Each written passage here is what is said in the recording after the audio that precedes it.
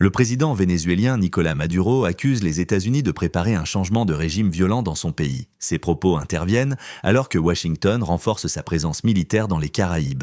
Vendredi, 10 avions de chasse furtifs ont été envoyés en renfort. Ils viennent s'ajouter à une flotte américaine déjà déployée dans la région. Donald Trump justifie cette opération par sa volonté de combattre le trafic de drogue.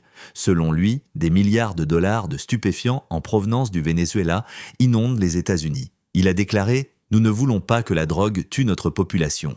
Interrogé sur la question d'un changement de régime, Trump a minimisé le sujet. Il a reconnu que l'élection vénézuélienne avait été, selon ses mots, très étrange, mais il a insisté sur sa priorité, couper les routes du narcotrafic. Cette semaine, une frappe américaine a coulé un bateau rapide dans les Caraïbes.